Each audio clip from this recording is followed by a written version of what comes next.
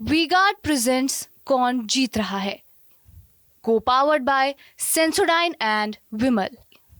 बोलो जुबां केसरी। तो इस वक्त चुनाव चरम पर है, आखिरी चरण है और हर कोई ये जानना चाहता है कि क्या होगा बीजेपी का। लेकिन बीजेपी जिस लूप में है, जो जीत का एक कर्व है, उसके अगर स्क्रिप्ट राइटर्स की बात की जाए तो राजनाथ जी को कौन इग्नोर कर सकता है, क्योंकि पार्टी अध्यक्ष थे जब बीजेपी ने जीत का परचम फहराना शुरू किया।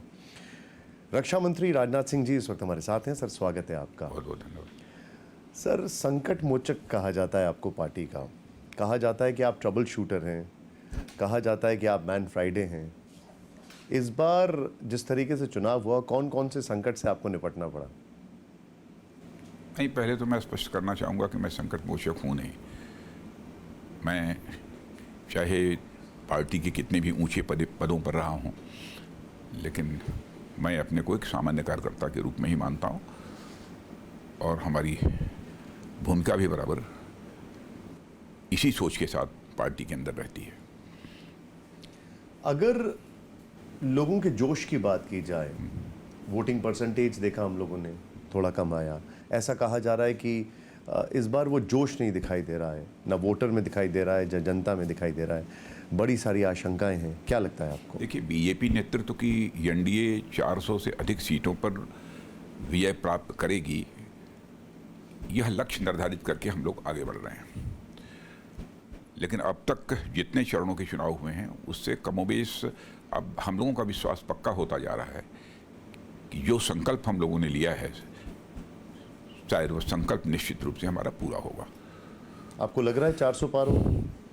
हम संकल्प हमारा यही है, लेकिन जो 5 चरणों के अब तक चुनाव हुए हैं और उस आधार पर जो हम लोगों का असेसमेंट है, और बहुत सारे जो है राजनीतिक विश्लेषक हैं, उन लोगों का भी जो मानना है, उससे लगता है कि 400 मतलब क्लियर कट 400 पार। बीजेपी नेतृत्व की एनडीए की बात मैं कर रहा हूँ। एनडीए की बात कर एनडीए रहे की हैं। बात कर रहा हूँ। लेकिन जो विपक्ष है वो कहता है कि ऐसा नहीं होगा, वो कहता है कि ऐसा नहीं होगा, 400 पार नहीं होगा। विपक्ष को तो यही कहना चाहिए,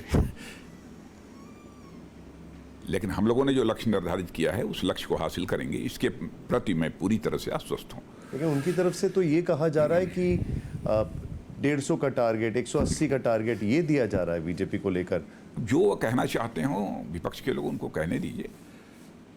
मैं समझता हूँ कि उस पर बहुत ज़्यादा हमको प्रतिक्रिया देने की कोई आवश्यकता भी नहीं है। 4 जून को चुनाव परिणाम आएंगे और स्थिति पूरी तरह से स्पष्ट हो जाएगी। लखनऊ की अगर मैं बात करूं, लखनऊ से आपने बहुत ज़बरदस्त तरीके से जीत हासिल की। शायद 2019 में जो आपकी जीत थी 1951 के बाद सबसे बड़ी जीत थी। इस बार कहा जा रहा है कि अब की बार 5 लाख पार, वो मार्जिन रहेगा। नहीं, ये कार्यकर्ताओं ने ये कहा है अब की बार 5 लाख पार।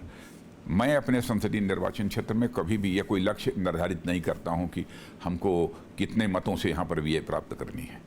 ये जो आरोप लगाए जाते हैं कांग्रेस के ऊपर कि उनका जो मैनिफेस्टो है वो मुस्लिम लीग का मैनिफेस्टो है, ये इन सब को आप कैसे देखते हैं? देखिए, कांग्रेस के साथ सबसे बड़ी विडंबना यह रही है कि कांग्रेस ने बराबर तुष्टीकरण की राजनीति की है, अपीजमेंट की पॉलिसी की है। अपने राजनीतिक जो उनका काल रहा है, जो राजनीतिक उनका खंड काल रहा है, उसमें बराबर अपीजमेंट की पॉलिसी उन्होंने अपनाई की है। भारतीय जनता पार्टी का मानना है कि हमें अपीजमेंट की पॉलिसी नहीं अपनानी चाहिए, बल्कि जस्टिस और ह्यूमैनिटी, न्याय और मानवता हमारी यह राजनीति का आधार होना चाहिए। आपकी एक्सेप्टेबिलिटी हर जगह वैसे ही है जैसी हम लोगों ने एक ज़माने में अटल जी की भी देखी है।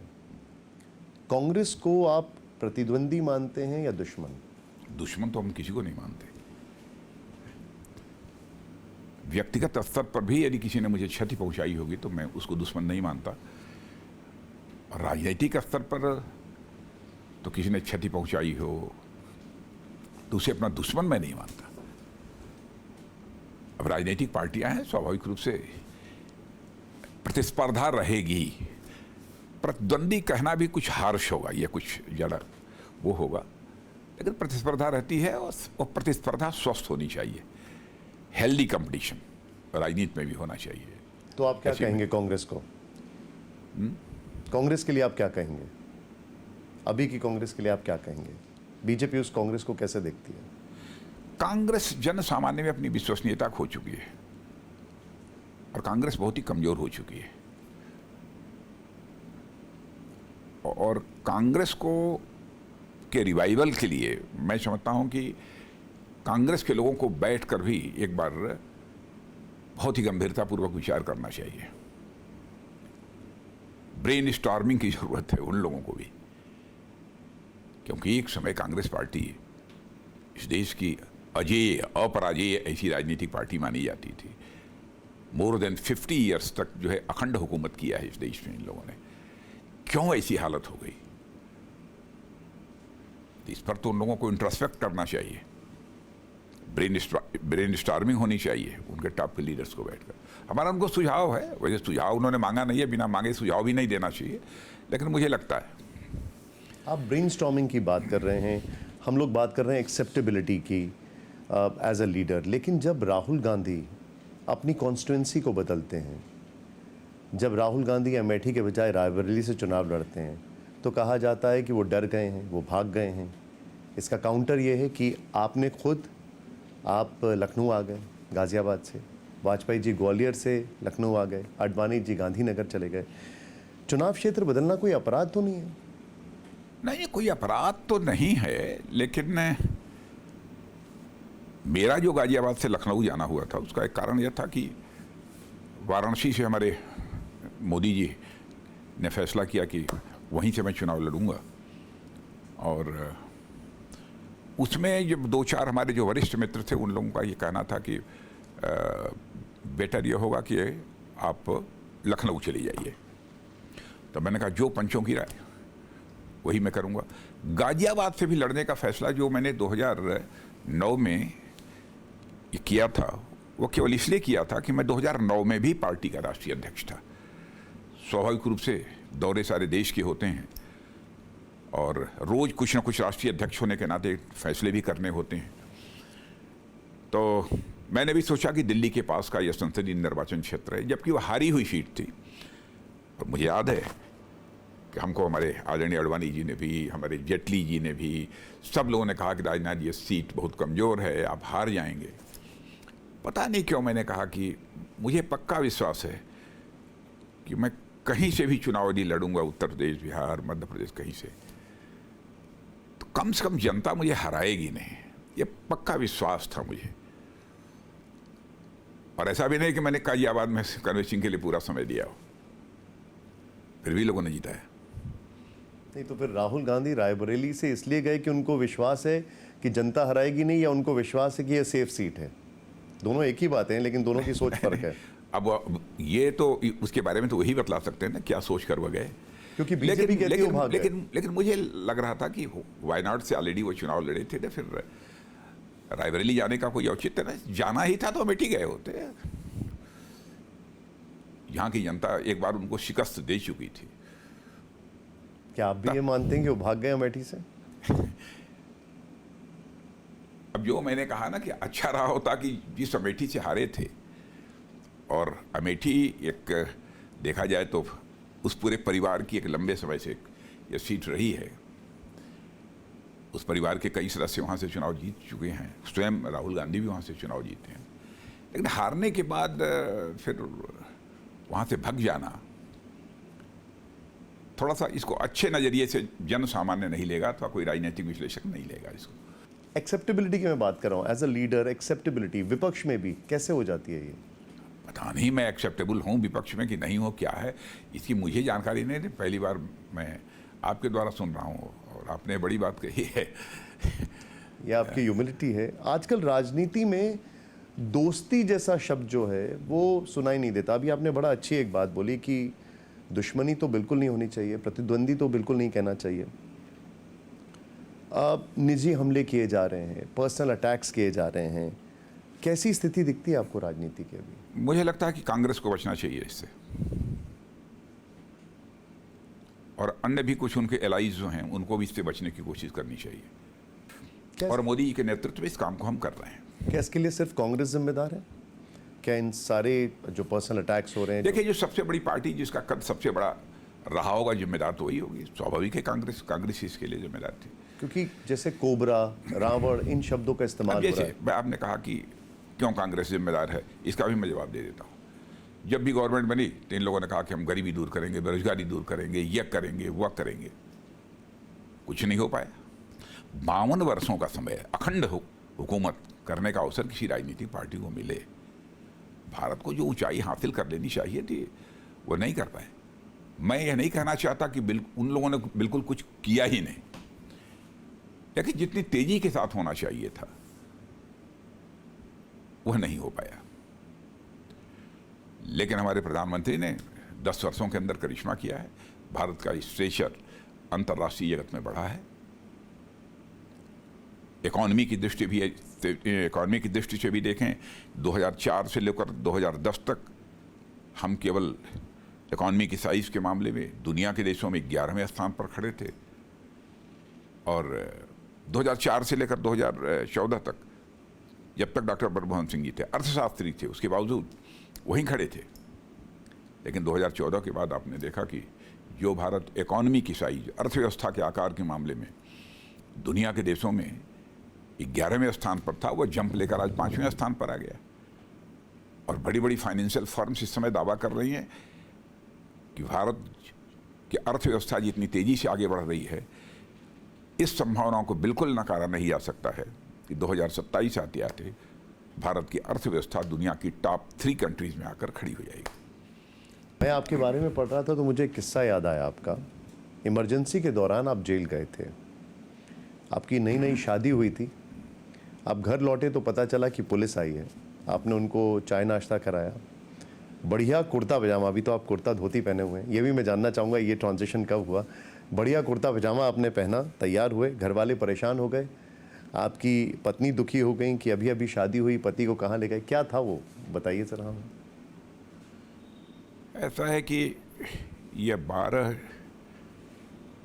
जुलाई 1975 की घटना है। जेपी मूवमेंट अपने पीक पर था और उस समय मैं जिले का कन्वीनर था जेपी मूवमेंट का, तो स्वाभाविक है मेरी भी गिरफ्तारी होनी ही होनी थी। तो मैं इधर उधर से कुछ कार्यक्रम वगैरह करके जो घर वापस लौटा था, तो उसके बाद आकर जो मेरा सेवक है उसने वे बतलाया कि नीचे बहुत बड़ी संख्या में पुलिस के लोग आए हुए हैं, ऑफिसर्स आए हुए हैं सब। तो मैंने कहा देखो जो सबसे सीनियर ऑफिसर हो उसको बुला लो। तो आए तो बहुत एक मिस्टर उपाध्याय थे, तो उन्होंने कहा कि साहब आपके खिलाफ अरेस्ट का वारंट है। तो मैंने कहा ठीक है आप लोग बैठ जाओ। मैंने कहा इनको बैठा के सब कुछ 2-4 जो ऑफिसर्स थे उनको अपना चाय वगैरह पिलाओ। मैंने कहा ठीक है मैं स्नान कर लेता हूँ, तो मैं चलता हूँ। तो फिर स्नान किया, फिर सूजी का हलवा बना था, सूजी का हलवा खाए और उसके बाद जेल चले गए। और ये ट्रांजिशन कब हुआ? आप पहले कुर्ता पजामा पहनते थे, फिर कुर्ता धोती हमने आपको देखा, और ये बड़ा हर जगह हम देखते हैं। वैसे जब मैं लेक्चरर था तब तो मैं पैंट शर्ट ही पहनता था, पैंट शर्ट ही नहीं पहनता था, अब जैसी टाई भी मैं पहनता अच्छा। था। लेकिन देखा जाए तो 77 में जब मैं MLA बना, उसमें 26 साल की आयु थी, उसके बाद से फिर मैं धोती कुर्ता पहनना शुरू किया था, और साथ ही साथ पायजामा कुर्ता भी मैं पहनता था, और वहीं से सिलसिला शुरू हुआ। राजनाथ जी, ये बड़ा आरोप लगाया जाता है कि इमरजेंसी के दौरान जो बीजेपी नेताओं के साथ हुआ, अब वो उसका बदला ले रहे हैं। विपक्ष के नेताओं के ऊपर इन्वेस्टिगेटिव एजेंसीज लगा दी जाती हैं, ED CBI लगा दी जाती है। देखिए ऐसा है कि हम लोगों का एटीट्यूड किसी के प्रति रिवेंजफुल हो ही नहीं सकता है। बदला लेने का हम लोगों का स्वभाव नहीं है, यह तो कभी सोच भी नहीं सकते, करने की बात तो अलग है। और दूसरी बात आपने क्या पूछी अभी? मैंने यही पूछा उनका कि ED CBI ये सब। ED CBI का जहाँ तक सवाल है, ये एजेंसीज हम लोगों ने नहीं बनाई है, ये तो कांग्रेस के शासनकाल की ही ED और CBI एजेंसीज बनी है ना। लेकिन सच्चाई है कि इस ED CBI को पहले की जो कांग्रेस की सरकारें रही हैं, इनको काम ही नहीं करने दिया। जिस पर्पस से बनाई गई थी उस पर्पज से इनको काम करने की जो आज़ादी मिलनी चाहिए थी वो नहीं थी। यही कारण है कि आपने देखा होगा कि 2014 के पहले इसी ईडी ने केवल 32 लाख रुपए जब्त किए थे और उसके बाद लगभग 22,000 करोड़ से की अधिक की संपत्ति ईडी ने 22,000 करोड़ रुपए से अधिक कैश नगद यह जब्त किया है और साथ ही साथ 1 लाख करोड़ से अधिक की संपत्ति लोगों की जब्त की है। अब हाथ पांव सबके बांध कर रखेंगे तो उचित नहीं है ना। कोई ये कहता है कि साहब इनके साथ जुल्म हुआ है, बड़ा अत्याचार हुआ। भाई जुल्म हुआ, अत्याचार हुआ है तो अदालत है, जाइए। अदालत से आपको राहत क्यों नहीं मिलती है? क्या हम अदालत को भी प्रभावित कर रहे हैं? यानी लोअर कोर्ट से लेकर पूरी सुप्रीम कोर्ट को हम लोग प्रभावित कर रहे हैं। वो कहते हैं कि जिस तरीके से बीजेपी इन्वेस्टिगेटिव एजेंसीज का इस्तेमाल कर रही है, अगर फिर से पावर में आएगी तो तानाशाही लागू हो जाएगी। हम लोग किसी का इस्तेमाल नहीं कर रहे हैं। सभी जो संस्थाएं बनी हुई हैं, जो सभी एजेंसीज हैं, वो अपना अपना काम कर रही हैं। हम लोग अनावश्यक हस्तक्षेप नहीं करते। लेकिन एक और आरोप है उनका, वो आरोप ये क्या है, मैं कांग्रेस के दोस्तों से पूछना चाहता हूं कि ये बताएं कि क्या करना चाहिए हम लोगों को। उनको कह देना चाहिए कि ईडी और सीबीआई बिल्कुल अपना काम बंद करो, घर बैठो। तो क्या चाहते हैं वो जो बतलाएं उसे मान लें। वो कहते हैं कि विपक्ष अगर कहीं पे चुनाव जीत जाता है तो विधायक छिपाने पड़ते हैं, विधायक बच जाए तो सरकार बचानी पड़ती है, सरकार बच जाए तो पार्टी बचानी पड़ती है। बोलते हैं कि ये विपक्ष कहता है कि ये तो लोकतंत्र की हत्या है। 132 बार इन लोगों ने चुनी हुई सरकारों को भंग किया है कांग्रेस ने, और जहां तक मेरी जानकारी है कि लगभग 90 बार या 50 के ऊपर है या 90 के आसपास है कुछ। वो श्रीमती इंदिरा गांधी जी के शासनकाल में सरकारें, चुनी हुई सरकारें भंग हुई हैं। लोकतंत्र का गला हम लोगों ने नहीं घोटा है। और आपने देखा होगा 10 वर्षों के इस शासनकाल में एक भी चुनी हुई सरकार को हम लोगों ने भंग नहीं किया है। भाई आरोप लगाना ही है तो तथ्यों के आधार पर लगाइए। अनावश्यक केवल आक्रोश में अपने प्रतिस्पर्धी पर आरोप भी लगाना ये न्याय संगत नहीं है।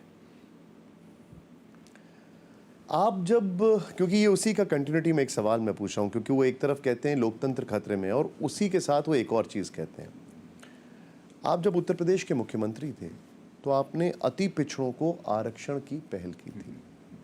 अति पिछड़े अति दलित दोनों जी, को। कोटा विदिन कोटा की बात हो रही थी।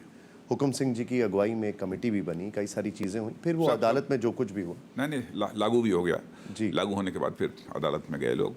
हमारी तब तक मैं मुख्यमंत्री पद से हट चुका था, तो आने वाली गवर्नमेंट ने मगर आपके ऊपर यह आरोप लगाता है विपक्ष कि अगर आपकी सरकार आई तो आरक्षण खत्म हो जाएगा। आरक्षण समाप्त करने का कोई प्रश्न ही नहीं खड़ा होता। हाँ, धर्म के आधार पर किसी भी सूरत में आरक्षण इस देश में नहीं होने देंगे, क्योंकि हमारा भारत का संविधान इस बात की हमको इजाजत नहीं देता। और संविधान संशोधन की जो बात की जाती है, संविधान संशोधन की बात तो छोड़िए, समय समय पर लोगों ने, कांग्रेस के लोगों ने बहुत ज़्यादा संविधान में संशोधन किया।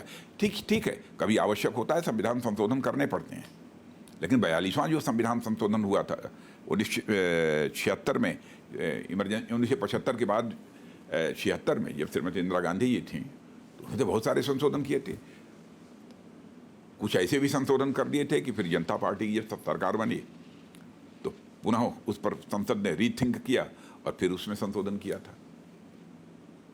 लेकिन 10 वर्षों का कार्यकाल हम लोगों का जो इधर रहा है, मोदी जी के नेतृत्व की सरकार का, एक भी चुनी हुई सरकार को हम लोगों ने भंग नहीं किया है।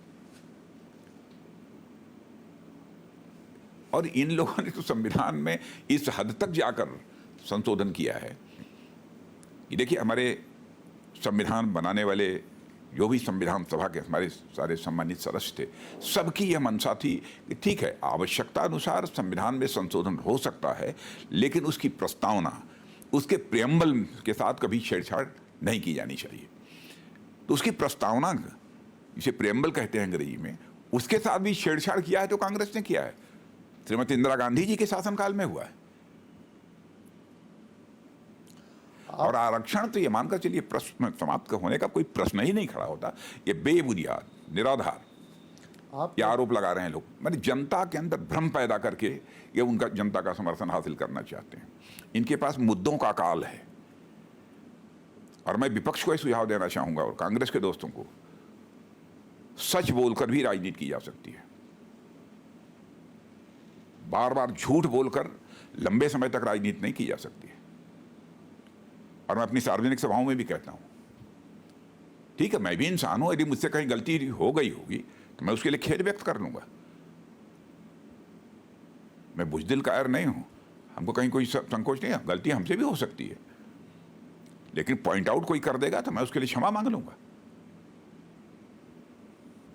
आपने कहा धर्म के आधार पर आरक्षण नहीं, लेकिन चंद्रबाबू नायडू आपके सहयोगी हैं, वो कहते हैं कि मुस्लिम आरक्षण हम खत्म नहीं होने देंगे। मुझे जो कहना था वो मैंने बतला दिया कि धर्म के आधार पर आरक्षण, क्योंकि भारत का संविधान इस बात की इजाज़त नहीं देता। अब मैं एक उदाहरण देना चाहता हूँ। जामिया मिलिया यूनिवर्सिटी, अलीगढ़ मुस्लिम यूनिवर्सिटी में ऐसे ही आरक्षण की व्यवस्था की गई थी। अंततोगत्वा सुप्रीम कोर्ट ने उसे रद्द कर दिया। अब ये सब सारी हकीकत सामने है, उसके बाद भी जनता की आंखों में धूल झोंक कर उनका समर्थन हासिल करने की कोशिश करना, ये मैं समझता हूं कि ये न्याय संगत नहीं है। बीजेपी की तरफ से आरोप लगाया जाता है कि कांग्रेस एससी एसटी के आरक्षण को मुसलमानों में बांटना चाहती है। क्या आपको ऐसा लगता है? अरे वो कुछ भी कर सकते हैं। सत्ता हासिल करने के लिए सारी मर्यादाएं तोड़ सकते हैं, किसी हद तक वो जा सकते हैं। आंध्र प्रदेश और कर्नाटक में ऐसा हो चुका है। वही मैंने कहा ना कि संविधान सभा के जो हमारे सम्मानित सदस्य थे, या संविधान सभा जो चाहती थी, उसकी मंशा के खिलाफ भी उसकी मंशा के खिलाफ ही चले गए। और इन लोगों ने जो प्रस्तावना में प्रियम्बल में संशोधन कर दिया, माने संविधान निर्माताओं की भी मंशा के खिलाफ यदि ये काम कर सकते हैं तो कुछ भी कर सकते हैं। नहीं, लेकिन आंध्र प्रदेश और कर्नाटक में ऐसा हो चुका है, वहां पर आपकी सरकार थी, तो आपने इसमें परिवर्तन क्यों नहीं लाया? आप वहां पर इसमें आपकी सरकार, हम लोगों ने धर्म के आधार पर नहीं किया, कभी नहीं किया। क्या सरकार जातीय जनगणना के खिलाफ है? आपकी सरकार की मैं बात कर रहा हूं। देखिए, इस पर बैठकर हम लोग फैसला करेंगे, लेकिन जनगणना यदि होती है तो उसमें हम लोगों को ऐसी आपत्ति नहीं है, जनगणना हो सकती है। अब एक सवाल, क्योंकि उस टाइम पर आप पार्टी अध्यक्ष थे और एक चर्चा का विषय आया था जिसको अभी अरविंद केजरीवाल ने बहुत बड़ा बना दिया है। वो कहते हैं कि अगले साल मोदी जी रिटायर हो जाएंगे, वो 75 साल के हो जाएंगे 17 सितंबर को, और देश के अगले प्रधानमंत्री अमित शाह बनेंगे। देखिए, ऐसा है कि 2014 में ये सब सारी चर्चाएं थोड़ी बहुत चली थी, तो मैं ही पार्टी का अध्यक्ष था। ऐसा कहीं कोई फैसला नहीं हुआ था, और न हमारे भारतीय जनता पार्टी के संविधान में ऐसी कोई व्यवस्था है। जब तक व्यक्ति को देश का नेतृत्व करने की उसके अंदर क्षमता है, प्रतिभा है, और आम जनता के द्वारा वह स्वीकार्य है, तो काम करता रहेगा। आयु का कोई प्रतिबंध नहीं है। यानी पार्टी के दुनिया की जो महाशक्ति मानी जाती है, जिस अमेरिका को हम मानते हैं, वहाँ के राष्ट्रपति जो है 82 साल के हैं। और ये कहना कि मोदी जी तानाशाह बन जाएंगे, ये होगा वो होगा, ऐसा बेबुनियाद निराधार आरोप है। ये मैं आपसे इसलिए पूछ रहा हूं क्योंकि आप पार्टी अध्यक्ष थे। उनका ये कहना है कि बीजेपी के संविधान में है ये, तो ऐसा कुछ भी नहीं है। इतना झूठ, इतना गलत, क्या मैं कहूं। यदि मुझे दिखा दें हमारी भारतीय जनता पार्टी के संविधान में कहां लिखा है, मैं यही चुनौती देता हूं। मैं बार बार यह बात मैं कहना चाहता हूं, सार्थक राजनीति केवल और केवल सच बोलकर की जा सकती है। घातक राजनीति, ये सब झूठ बोलकर जो करना चाहते हो, घातक राजनीति अपना झूठ बोलकर करें। मैं तो चुनौती दे रहा हूं, दम है तो क्यों नहीं, बोलते क्यों नहीं है, क्यों नहीं दिखाते? कहां लिखा है हमारे संविधान में? एक और आरोप उनकी तरफ से लगाया गया कि स्वाति मालीवाल बीजेपी के इशारे पर काम कर रही हैं। अरविंद केजरीवाल का ये कहना है। जी, असत्य बोलने की पराकाष्ठा है। मैं क्या बताएं ऐसे लोगों के बारे में, क्या बात करें। उन्होंने तो बहुत कुछ कहा था। अन्ना हजारे साहब ने भी कहा था। अन्ना हजारे साहब के ही कंधों पर चढ़कर तो इन्होंने लोकप्रियता हासिल करने की कोशिश की है। उनकी बात जो व्यक्ति नहीं माना है, उस व्यक्ति के बारे में आप क्या बात करते हैं। मुझे क्षमा करिएगा, मैं बहुत जिस भाव से मैं बोल रहा हूँ, क्योंकि मैं हृदय से ये बोल रहा हूँ। जब व्यक्ति के कृति और कथन, वर्ड्स और डीड्स में जब अंतर होता है ना, तो उसे वेदना होती है। क्या क्या नहीं कहा था उन्होंने। कहा था कि हम मुख्यमंत्री बनेंगे तो हम किसी सरकारी आवास में नहीं रहेंगे, अपने घरों में रहेंगे। शीश महल बनवा लिया, उसमें रह रहे थे, और उसमें अपने ही दल की सांसद महिला को लात घूसों से पीटा जा रहा है, और 15 दिन तक चुप्पी साधे बैठे रहे। कह रहे हैं कि पुलिस जांच करेगी।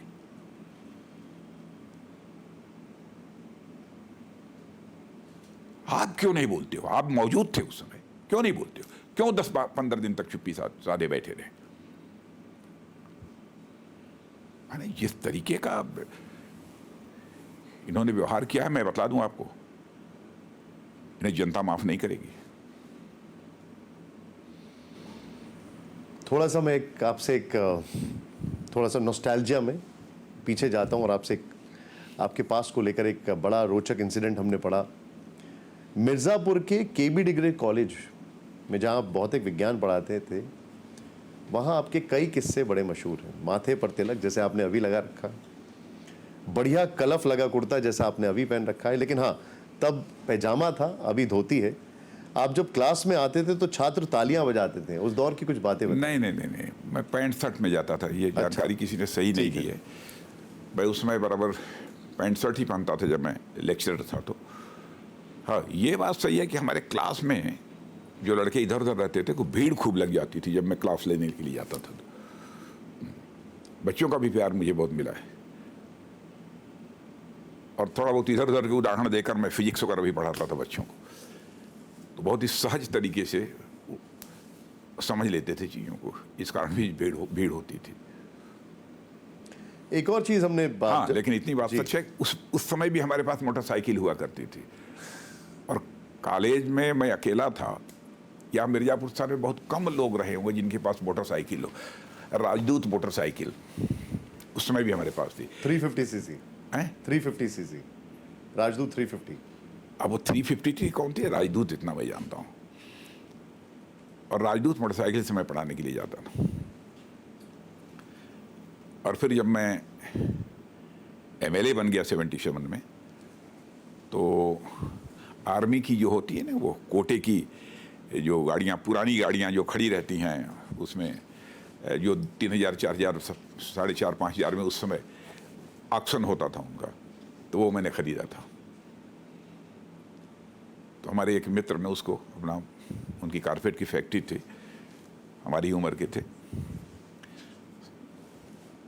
तो उन्होंने इस जीप को तैयार कराया। हमारा एक भी पैसा नहीं लगा। पक्के दोस्त थे हमारे, आज भी हैं। और फिर उस गाड़ी से मैं फिर चलने लगा। क्या बात, ये शायद हमारे दर्शकों को बिल्कुल नहीं पता होगा। फिर उससे चलने लगा, और जब हम लोग 2, 4, 5 लड़के जब बैठ कर चलते थे, तो उसमें जब कहाँ पैसा था, पेट्रोल का संकट पैदा होता था, तो कहीं जो हमारे पार्टी वार्टी के कार्यकर्ता रहते थे, लोग उतरते थे, फिर या 10 रुपया आप दे दो, 5 रुपया आप दे दो, ऐसा करके पेट्रोल भराते थे, हम लोग गाड़ी चलाते थे। या किसी अपने कोई व्यापारी, कोई कार्यकर्ता उस पर बैठता था, वो भी लगा देता था कभी कभी। ऐसे ही गाड़ी चल रही थी। सबकी जीप थी, मतलब वो सबकी थी। ये सही कहा आपने, वो सबकी थी। राणा जी, एक और बड़ा इंटरेस्टिंग केस स्टडी और किस्सा हमने आपके बारे में पढ़ा। साल 2000 में आपने प्रोफेसर की नौकरी छोड़ दी। साल 2000 में, आप करेक्ट कर सकते हैं। हाँ, मैं चीफ मिनिस्टर था। हाँ, लेकिन नौकरी छोड़ने के बाद जब आपकी पेंशन बनी तो वो थी करीब 9500 रुपये, 9500 कुछ रुपये। ऐसा ही रहा होगा। एग्जैक्ट फिगर तो नहीं है, 9500 रहा होगा, 1100 रहा होगा, कुछ ऐसे रुपये। लेकिन आपने मना कर दिया वो पेंशन लेने से, आपने कहा कि मैंने नहीं, वो 1990 लोग कई हजार, 14-15 हजार या 17 हजार कितना बनाकर लाए थे उस समय, 18,000। तो एक्चुअली मैंने कहा कि जितने समय मैंने पढ़ाया है उतने समय का ही मैं बोलूँगा। कहने साहब ये नियम ये इस बात की इजाज़त देता है, क्योंकि आप विधायक हैं, सांसद हैं, तो विधायक और सांसद रहते हुए भी आप क्लास लिए हैं बीच में, इसलिए आप पेंशन ले लीजिए। मैंने कहा नहीं, मैं नहीं लूँगा, क्योंकि उस समय मैं ऑलरेडी वेतन विधानसभा से लेता था, तो मैंने नहीं लिया। बहुत उस समय के डायरेक्टर ने मुझसे बहुत रिक्वेस्ट किया कि मैं मुख्यमंत्री था ही, अधिकारियों ने भी कहा, मैंने कहा ना। तो वही हमको 900 या 1000 रुपये उसमें पेंशन जो मिलती कि थी। बताया ये जा रहा है कि उस वक्त कॉलेज के चपरासी की सैलरी से भी कम था शायद, जो आपको पेंशन मिली। ये ना ऐसा नहीं, ये हो सकता रहो, हो सकता। लेकिन आज शायद वही 900 रुपया बढ़ते बढ़ते 10-11 हजार रुपये हो गया। आज की अगर बात करें चुनावों की, तो ये आरोप लगता है कि विपक्ष की तरफ से कि इलेक्टोरल बॉन्ड सबसे बड़ा घोटाला है। वो ये कहते हैं कि कंपनियों ने बीजेपी को चंदा दिया और उन्हें फायदा पहुंचाया। नहीं, सबसे बड़ा घोटाला है तो क्यों नहीं जाते सुप्रीम कोर्ट के पास? सुप्रीम कोर्ट क्यों नहीं जांच करा लेते? ब्लैक मनी के यूज को मिनिमाइज किया जा सके, इस पर्पज से लाया गया था। अदालत बैठी है, क्यों नहीं जाते हैं लोग? कहां घोटाला हुआ है, किसने घोटाला किया है, पता लगाएं। जिन लोगों का नाम लेते हैं उनसे सर्वाधिक पैसा तो इन लोगों ने लिया है।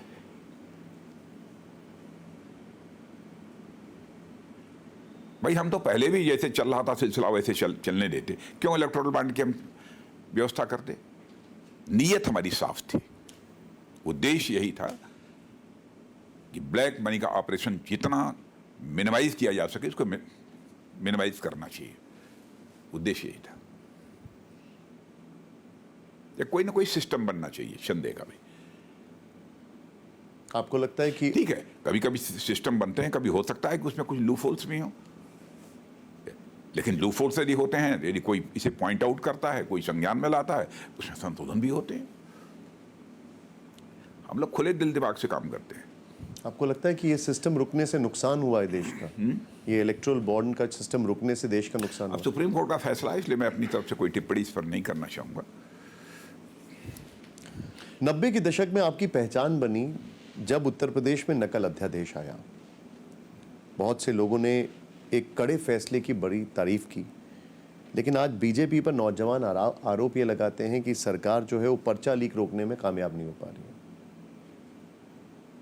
कहाँ का, किस स्टेट का हुआ? किस स्टेट का? कई स्टेट्स की बात होती है, जैसे आप लोग हमेशा राजस्थान का उदाहरण देते हैं, उत्तर प्रदेश का जिक्र होता है, पर्चा लीक का जिक्र होता है वहाँ पर। वो जो कानून उसमें बनाया था मैंने, वो बहुत ही कठोर कानून था, बहुत ही कठोर कानून था, सख्ती से लागू किया था। इसीलिए जो रिजल्ट्स पहले हमारे शासनकाल में हाई स्कूल इंटरमीडिएट के 70%, 75% ऐसे आते थे, वो हमारे समय 14% आए थे। और उसमें भी कुछ मैंने किया था, क्योंकि डायरेक्टर और प्रिंसिपल सेक्रेटरी आकर मुझसे मिले थे। उन्होंने कहा साहब कैसे ऐसे हालात हैं, रिजल्ट बन रहा है और डिपार्टमेंट की बहुत बड़ी बदनामी होगी। तो मैं भी तैयार नहीं हो रहा था, लेकिन बहुत उन लोगों ने रिक्वेस्ट की तो मैंने कुछ उसमें रियायत दे दी थी, तब जाकर 14% आया, नहीं तो और नीचे रिजल्ट आ रहा था। सख्ती से लागू किया था मैंने। और मुझे याद है कि उस समय कैबिनेट में भी जल्दी ये पास नहीं हो रहा था, क्योंकि हमारे मंत्रिमंडल में भी जितने भी लोग थे उस समय, वो आदरणीय कल्याण सिंह जी थे उसमें मुख्यमंत्री, मैं मुख्यमंत्री था तब की बात नहीं है, आदरणीय कल्याण सिंह जी जब मुख्यमंत्री थे उसमें मैं शिक्षा मंत्री था। तो 2 बार वो कैबिनेट में पास भी नहीं हो पाया, सारे सदस्यों के विरोध के कारण। उनका यह कहना था कि भाई इतना कठोर कानून लागू करेंगे और करोड़ों बच्चे पढ़ते हैं, उनके परिवार के सदस्य नाराज हो जाएंगे, तब तो चुनाव में भाजपा की खाट खड़ी हो जाएगी। लेकिन फिर अलग से जाकर मैं कल्याण सिंह जी से मिला अभी क्या कहा इसकी चर्चा मैं नहीं करूँगा। तो फिर जब दूसरी या तीसरी जब कैबिनेट हुई या फिर प्रस्ताव में लेकर जब गया, तब उन्होंने एक वाक्य कहा था, उसकी भी मैं चर्चा नहीं करूँगा, और फिर पास हो गया था। लेकिन अभी ये एक बड़ी समस्या है, कैसे निपटा जाएगा इससे? अभी पर्चा लीक एक बहुत बड़ी समस्या है, कैसे निपटा जाएगा? नहीं, स्टेट गवर्नमेंट्स को इसको लेकर जो कोई कठोर कानून बनाना चाहिए। इस पर्चा लीक होने की, नकल करने की इजाज़त मैं समझता हूँ कि देश के बच्चों को किसी भी सूरत में नहीं दी जानी चाहिए। हमारा यह दृढ़ मत है। अब एक और फ्लैशबैक बच्चों के भविष्य के साथ खिलवाड़ करना, इसका मतलब कि देश के भविष्य के साथ खिलवाड़ करना होता है। राजनाथ जी, मैं एक और फ्लैशबैक में जाऊंगा। आपको पहली बार लोकसभा का टिकट शायद 25 साल की उम्र में मिला था और फिर एंड मौके पर वो कट गया था। वो क्या था? कहाँ? ऐसा था कि मैं 75 में जेल गया था, 77 फरवरी में जेल से छूट कर मैं आया था, लगभग 18 महीने के बाद। तो ऐसे ही मैं पैंट शर्ट और यहाँ तक कि फरवरी का महीना था तो थोड़ी ठंड भी थी, तो पुलोवर वगैरह ऐसे में पहना हुआ था। और रात को मैं आया था, रात को 12 बजे, घर में कोई था नहीं, किराए का मकान था, तो वैसे ही लेट गया था। सवेरे उठ के वैसे ही पड़ोसी के पास बंगाली परिवार आता था, अब एक अखबार मंगाते थे, उसको मैं पढ़ रहा था। तभी हमारी पार्टी की जो कोषाध्यक्ष थे हमारे मिर्जापुर शहर के, उनके पास टेलीफोन आया था कि मुझे पार्लियामेंट का टिकट मिल गया है और आपको फला तारीख को नॉमिनेशन फाइल करना है। तो मैं अचंभित था। नॉमिनेशन हुआ, सब कुछ हुआ। लखनऊ बुलाकर मुझे अथॉरिटी लेटर भी दे दिया गया था, वो भी जमा हो गया। लेकिन जब सिंबल मजिस्ट्रेट देता है, अंतिम दिन जो होता है विड्रॉल का, तो उसी समय जब मजिस्ट्रेट ने मेरा नाम बुलाया वो देने के लिए, अथॉरिटी वो सिंबल देने के लिए, अथॉरिटी लेटर मेरा जमा हो चुका था।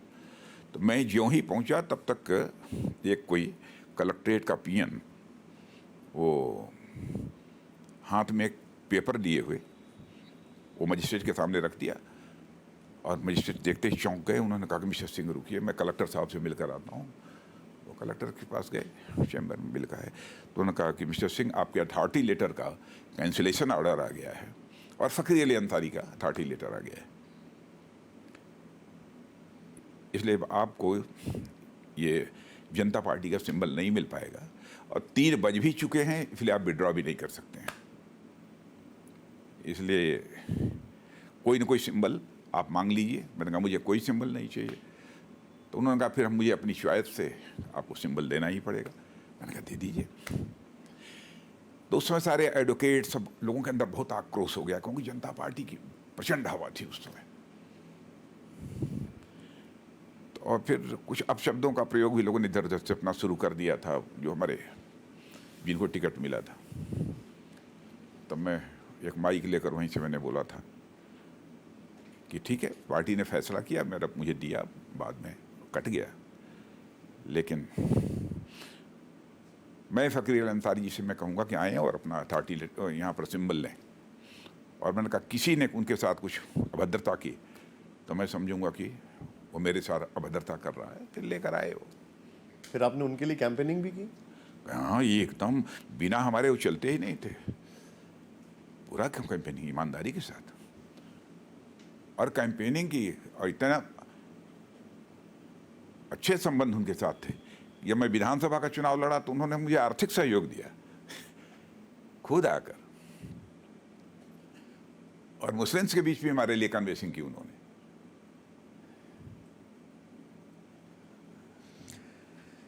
अब एक वो दौर था, एक ये दौर है। यहाँ पर कांग्रेस, समाजवादी पार्टी, आरजेडी, शिवसेना को परिवारवादी पार्टी कहा जाता है।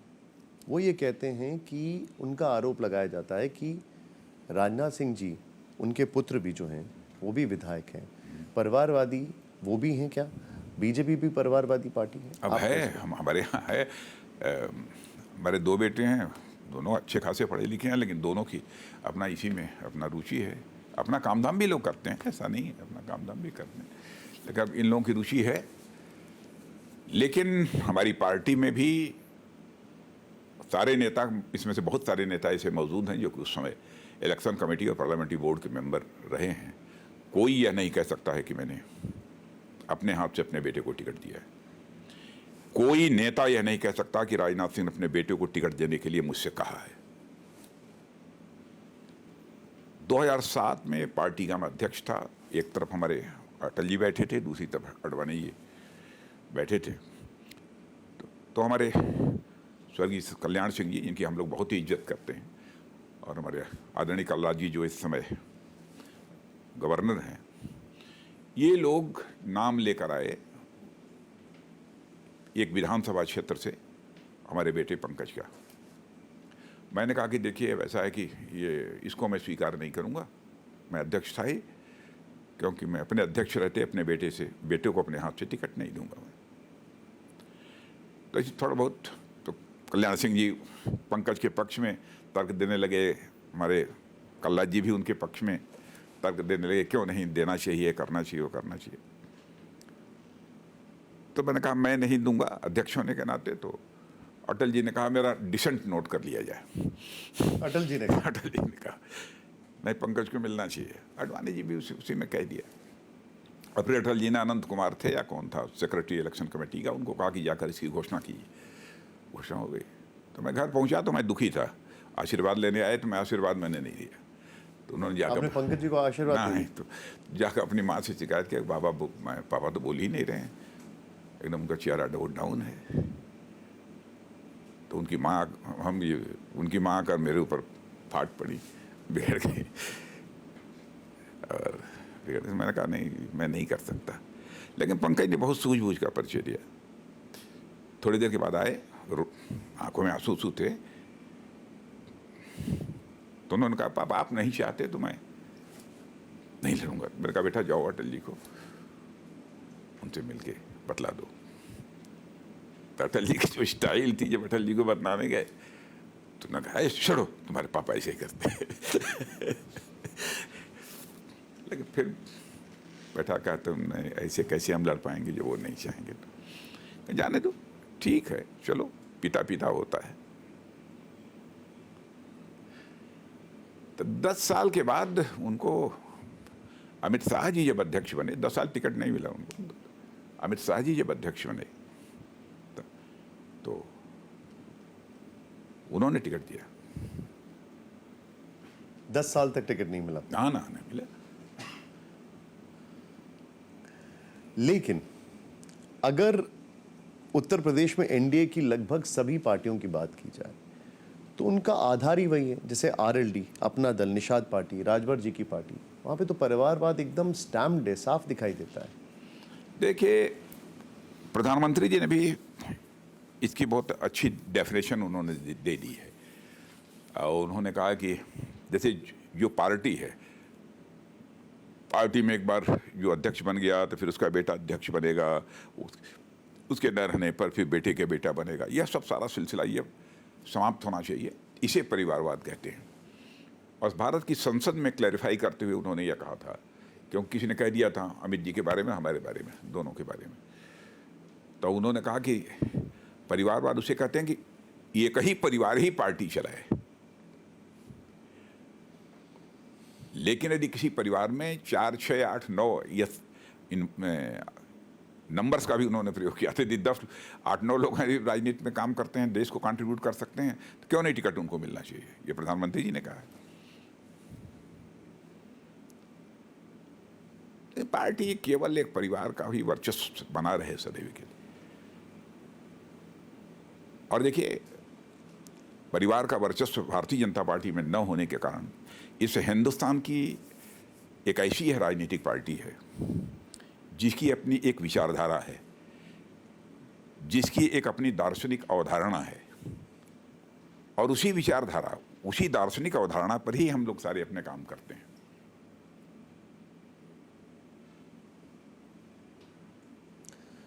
राजनाथ जी, अब कोई हमसे पूछेगा दार्शनिक अवधारणा क्या है तो वही मैं बतला दूंगा, लेकिन लंबा समय लगेगा। आप देश के रक्षा मंत्री भी हैं। अटल जी कहते थे कि आप you can choose your friends but not your neighbours. आप अपने पड़ोसी नहीं चुन सकते, दोस्त चुन सकते हैं। हमारे पड़ोसी में ऐसे ऐसे मुल्क हैं जिनसे काफ़ी डिसरप्शन है, काफ़ी तनाव है। चीन है, पाकिस्तान है, अभी तो मालदीव भी है।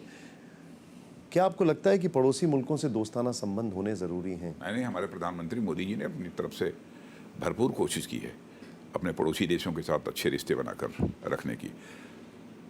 और आपने देखा होगा कि 2014 में जब वो प्रधानमंत्री पद की शपथ ले रहे थे तो पाकिस्तान के प्रधानमंत्री नवाज शरीफ साहब को उन्होंने अपने शपथ ग्रहण समारोह में आमंत्रित किया था।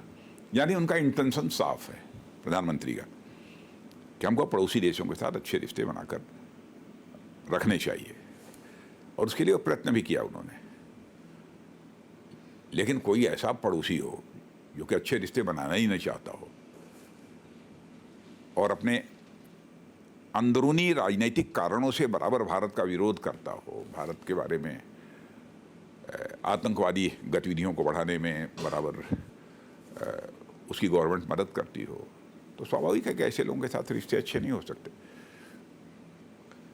लेकिन जो पाकिस्तान के अंदरूनी हालात हैं, अक्सर ये कहा जाता है कि पाकिस्तान के अंदरूनी हालात जब ख़राब होते हैं तो तनाव वो भारत में क्रिएट करता हाँ, है। यही है सच्चाई। क्या आपको ऐसा लगता है कि आने वाले समय में जिस तरीके से पाकिस्तान की अर्थव्यवस्था या वहाँ की सरकार की हालत है, तनाव भारत के सामने वो और लाने वाला है और खड़ा करने वाला है? कुछ भी कर सकते हैं, लेकिन उसका खामियाजा भुगतना पड़ेगा, बस इतना ही मैं कहना चाहूँगा। मतलब हम कभी भी सर्जिकल स्ट्राइक के लिए तैयार छेड़ने हैं? की कोशिश करेगा तो उसका खामियाजा भुगतना पड़ेगा। क्या हम कभी भी सर्जिकल स्ट्राइक के लिए तैयार हैं? क्या सर्जिकल स्ट्राइक जैसी चीज़ के लिए हम कभी भी तैयार हैं? देखिए, बार बार चीज़ें दोहराई नहीं जाती हैं, लेकिन मैं बतला दूं आपको कि यदि इस प्रकार की नापाक यदि हरकत कोई करेगा तो उसका खामियाजा उसे भुगतना पड़ेगा। और अगर चीन की बात करें तो चीन की बात करें तो देखिए, चीन के संबंध में इस समय मैं कोई कमेंट इसलिए नहीं करूंगा क्योंकि इस समय चीन और भारत के बीच बातचीत का सिलसिला चल रहा है। अभी तक जो बातचीत हो रही है ऐसा लग रहा है कि एक पॉजिटिव डायरेक्शन में जा रही है, सकारात्मक दिशा में जा रही है। मुझे लगता है कि उसकी हमको प्रतीक्षा करनी चाहिए। कमांडर लेवल टॉक्स चल रहे हैं। लेकिन भारत का जहाँ तक प्रश्न है, जैसा आदरणीय अटल जी ने कहा था और उसी सोच के अनुसार हमारे आज के प्रधानमंत्री मोदी जी भी काम कर रहे हैं कि अपने पड़ोसी देशों के साथ हमको अच्छे रिश्ते बनाकर रखने चाहिए, कमांडर लेवल और की हम लोग कोशिश करते भी हैं। कमांडर लेवल की चाइना से बातचीत हाँ, चल रही है, बातचीत चल रही है। डिसएंगेजमेंट पे बातचीत चल रही है। राहुल गांधी बार बार कह रहे हैं कि चीन ने हमारी जमीन पर कब्जा कर रखा वो है। पहले का याद होगा उनको पहले का शायद याद होगा। वो तो अभी भी चुनाव में बोल रहे हैं। नहीं, वो 62 का याद होगा। लेकिन हम दोनों फ्रंट्स पे अलर्ट हैं, चाइना और पाकिस्तान। दोनों पर नहीं, हर फ्रंट पर अलर्ट हैं। राजनाथ जी, बॉर्डर के फ्रंट पर भी अलर्ट हैं, इकोनॉमिक फ्रंट पर भी अलर्ट हैं, हर फ्रंट पर अलर्ट हैं। और यदि भारत जैसे देश में काम करना है तो लीडरशिप के अंदर अलर्टनेस तो बनी ही रहनी चाहिए। पीओके को लेकर बार बार कहा जाता है कि पीओके जो है उसको हासिल कर लेंगे। कैसे होगा? बातचीत से होगा, युद्ध से होगा, कैसे होगा पीओके हासिल? देखिए, भारत की संसद ने 2 बार प्रस्ताव भी पारित किया है। पीओके हमारा था, है और रहेगा, इसमें कहीं दो राय नहीं है। पीओके को हम अपना मानते हैं, लेकिन मेरा ये व्यक्तिगत मत है कि मुझे यह लगता है कि पीओके को हासिल करने के लिए हमको उस पर आक्रमण करने की कोई ज़रूरत नहीं करनी पड़ेगी, कब्जा करने की कोशिश नहीं करनी पड़ेगी। पीओके के लोग स्वयं ये कहेंगे कि हम भारत के साथ रहना चाहते हैं।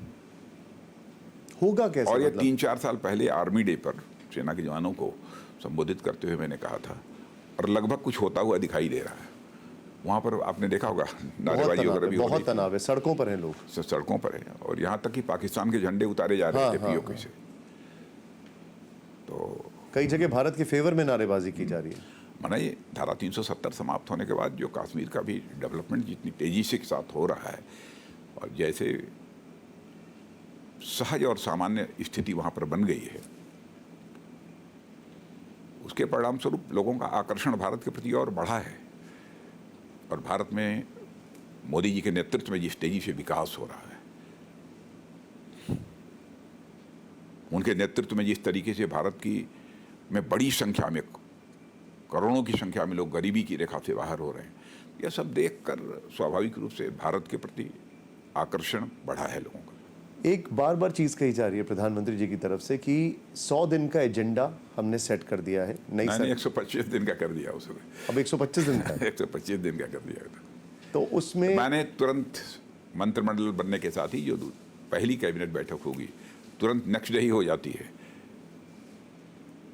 और नेक्स्ट डे जो बैठक होगी फिर वहीं से काम का सिलसिला शुरू हो जाएगा। देखिए, मोदी जी की सबसे बड़ी विशेषता है कि वो बिल्कुल अथक परिश्रम करते हैं, काल्पनिक क्षमता के धनी हैं। ये कुछ विशेषताएं हैं। और देश के प्रति कुछ कर गुजरने की एक तड़पन है जो मैंने महसूस किया है, वो अनपैरेलल है।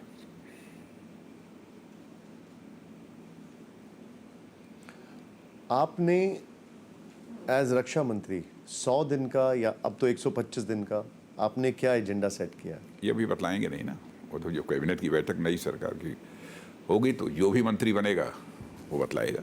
अगर बीजेपी इतनी आश्वस्त है कि 400 पार जाएंगे तो डिविसिव पॉलिटिक्स, विभाजनकारी मुद्दों की जरूरत क्या हो रही है? डिविसिव पॉलिटिक्स हो ये सब कोई नहीं किया हम लोगों ने।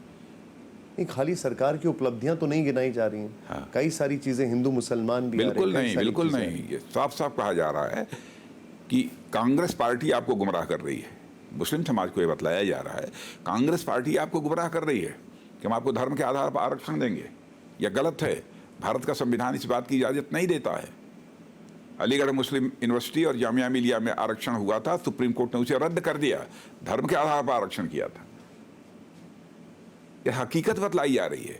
भारतीय जनता पार्टी का जहां तक प्रश्न है, हम किसी भी सूरत में हिंदू, मुस्लिम, सिख, ईसाई इस आधार पर कभी भी हम राजनीति नहीं करते। हम राजनीति करते हैं तो इंसाफ और इंसानियत के आधार पर, जस्टिस और ह्यूमैनिटी, यही हमारी पॉलिटिक्स का आधार है। लेकिन बेरोजगारी और न कभी करेंगे। ये भारत की सीमा में रहने वाले जितने भी लोग हैं या भारत के जितने भी नागरिक हैं, दुनिया के दूसरे देशों में भी रहते हैं, सबके प्रति हम लोगों के मन में सम्मान है। सभी हमारे परिवार के सदस्य हैं। लेकिन बेरोजगारी, भेदभाव का प्रश्न ही नहीं खड़ा होता। लेकिन राजनाथ जी, बेरोजगारी, महंगाई, ये सारे मुद्दे गायब हो जाते हैं। मंदिर आ जाता है, हिंदू मुसलमान की चर्चा होने लग जाती है, ज्यादा बच्चों की चर्चा होने ये लग तो जाती है। कांग्रेस को प्रिकॉशन लेना चाहिए। मंदिर का जहां तक प्रश्न है, देखिए कुछ कमिटमेंट्स हम लोगों के पहले से थे और हमारी आस्था और विश्वास का एक प्रमुख बिंदु रहा है वो राम जन्मभूमि पर मंदिर का निर्माण। पर राम हमारे आदर्श हैं और मैं कह सकता हूं कि कुछ सामाजिक और नैतिक मूल्यों की प्रेरणा यह भारत राम के जीवन से लेता है। तो ये था कि यह बनना चाहिए, बन गया।